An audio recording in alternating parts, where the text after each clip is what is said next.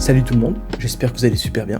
Alors, je reviens avec ce petit format que je vais faire tous les mois et qui parle justement ce que j'ai vu il y a pas longtemps.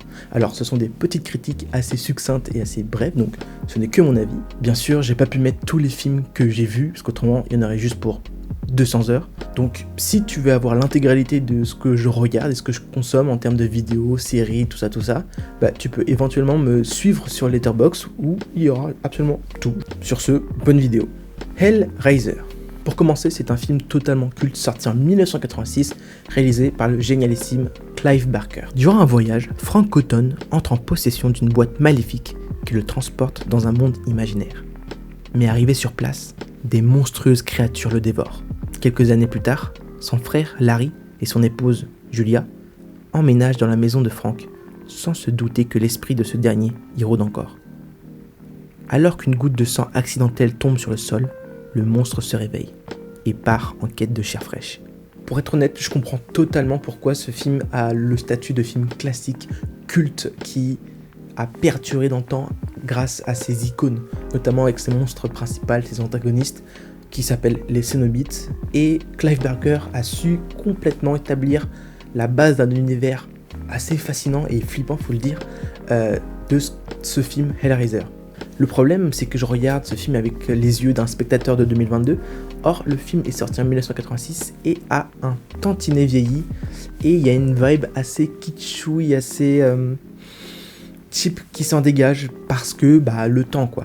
Et forcément, quand je regarde ce film, je peux pas m'empêcher de dire qu'il y a des effets spéciaux, des maquettes, des effets de gélatine gluante, je sais pas comment c'est, de bave, qui font un petit peu cheapos et ça saute aux yeux et parfois ça peut même un peu sortir de l'histoire. Mais on ressent l'amour des effets spéciaux pratiques, de ces maquettes animatroniques, de ces effets visqueux, d'une image assez texturée et assez luisante. On sent que Clive Barker a mis toute son énergie à créer un univers ultra sordide, surtout avec les monstres, les Cénobites, qui sont tout bonnement réussis. Alors, le film, au-delà de ça, il raconte quoi ? J'ai l'impression, en tout cas quand j'ai regardé, que ça parlait de la punition divine, ou presque divine, que reçoivent des personnages à la morale assez douteuse. Au final, quand on regarde le film, tout ce que j'attends, c'est quand les Cénobites vont arriver, quand il va y avoir une mort, quand il va y avoir un truc un peu dégueu. Autrement, j'ai bien peur que le temps a un petit peu trop mixé tout ça et on a fait un film assez divertissant, c'est sûr, mais un peu insipide, on va dire. J'ai peur de dire un gros mot, mais donc voilà, c'était un bon film, un bon divertissement, mais voilà, j'ai le petit truc qui me manque pour aller au-delà et aller dans la peur plus primaire, quoi. The Woman King. Un groupe de guerrières entièrement féminines protège le royaume africain du Dahomey, avec des compétences et une férocité sans précédent dans le monde. Confronté à une nouvelle menace, le général Namiska forme la prochaine génération de recrues pour lutter contre un ennemi étranger, déterminé à détruire leur mode de vie. J'ai pas du tout aimé ce film, j'ai vraiment pas aimé. Pourquoi je n'ai pas aimé ? Alors tout simplement parce que c'est un film américain blockbuster standard, vraiment standard, avec un skin Afrique.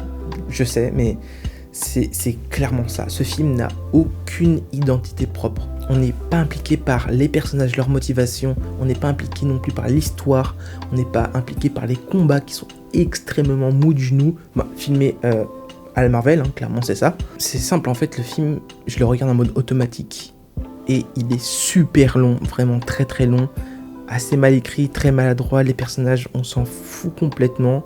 Et c'est ça le problème de ce film, c'est que je ne sais pas ce qu'il essaye de me dire, personnellement. Est-ce que c'est un film historique ? Est-ce que c'est un film de guerre ? Est-ce que c'est un film féministe ? Est-ce que c'est une romance ? Est-ce que c'est un film de vengeance ? Enfin voilà, il y a tellement de thématiques exploitées, peut-être sans doute par peur d'en omettre, que on passe à côté du potentiel de ce film, à savoir les femmes guerrières du Dahomey au 19e siècle. Enfin c'est incroyable comme sujet, et je trouve que le film passe complètement à côté en fait. Ad Astra. L'astronaute Roy McBride s'aventure jusqu'aux confins du système solaire à la recherche de son père disparu et pour résoudre un mystère qui menace la survie de notre planète.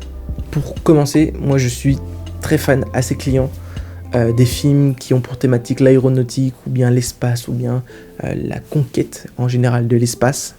Et à sa sortie en 2019, je crois, j'avais pas du tout aimé le film. J'avais pas du tout saisi ni ses enjeux, ni de quoi ça parlait, qu'est-ce que ça voulait me dire fondamentalement. Et il s'avère que je me suis un petit peu fourvoyé. Et en le revisionnant, je me suis rendu compte d'une chose. Non seulement ce film, c'est l'histoire d'un voyage vers l'infiniment grand, mais c'est aussi l'histoire de l'introspection de notre personnage principal, incarné magnifiquement par Brad Pitt. C'est un personnage complètement dans la rétention d'émotions, dans ce qu'il pense, qu'il vit. Il n'exprime rien et essaye d'être le plus neutre possible. Et à juste titre, parce qu'en fait, ce film, et surtout ce personnage, vient déconstruire le mythe du héros américain, de l'astronaute courageux. Et le film vient explorer justement ce personnage assez lisse au premier abord, mais qui se révèle très complexe. Quel sacrifice faut-il être prêt à faire pour aller le plus loin et être le premier ? C'est une thématique qui va être explorée justement par le personnage de Brad Pitt et le personnage du père joué par... J'ai complètement oublié son prénom. Et justement, on va avoir une alchimie entre ces deux personnages qui sont pourtant à 1000 lieues vraiment, où clairement le personnage de Brad Pitt doit faire un voyage d'un point A à un point B. Et justement, c'est ce voyage qui va lui mener à une réflexion sur sa condition. Et c'est pour ça que j'ai énormément aimé ce film, du moins ce deuxième visionnage. Les enfants des autres. C'est un film français réalisé par Rebecca Zlotowski, avec dans le rôle principal Virginie Efira. Rachel a 40 ans, pas d'enfant.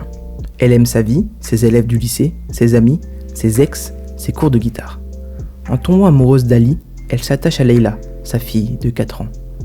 Elle l'aborde, la soigne et l'aime comme la sienne. Mais aimer les enfants des autres, c'est un risque à prendre. J'ai vraiment beaucoup aimé ce film, et je trouve que c'est un film, à mon sens, qui parle de ce que ça fait d'être la figurante de la vie de quelqu'un d'autre. Alors je m'explique, c'est un super beau film sur la relation entre une belle-mère et sa belle-fille, je crois, et on arrive presque à ressentir cette relation presque spéciale que aurait aimé avoir le personnage de Virginie Efira. Est-ce que c'est réciproque ou pas ? On ne sait jamais, et c'est ça qui est intéressant avec ce film. En fait, je trouve que ce film, il est super efficace et super réussi parce que chaque émotion qui traverse le visage de Virginie Efira, à savoir Rachel dans le film, nous est transmise par la mise en scène soit comme une pique injuste, assez douloureuse et incisive, ou soit comme un élément assez léger ou une preuve d'affection, même voire d'amour de la part de Leila. En fait, on ne sait jamais trop comment ressentir les choses, comment les vivre, un peu comme le personnage principal. En fait, c'est pour ça que je trouve que c'est un beau film, parce que c'est un film qui parle d'un sentiment assez lointain, en tout cas pour moi, mais qui a réussi à me les faire vivre de l'intérieur comme Rachel les vivrait en fait. Bon ben voilà, alors là je vous ai montré qu'une seule partie, une fraction de ce que j'ai regardé, parce que je regarde beaucoup de choses. Je vous invite à me suivre justement sur Letterboxd. Et surtout, très important, n'oubliez pas, c'est vrai que parce que ça fait très longtemps que j'ai pas fait de vidéo YouTube, de vous abonner, de lâcher un j'aime, enfin bref, tous les trucs qui datent de 2016, qu'on le disait encore. Voilà. Bon, allez, salut tout le monde.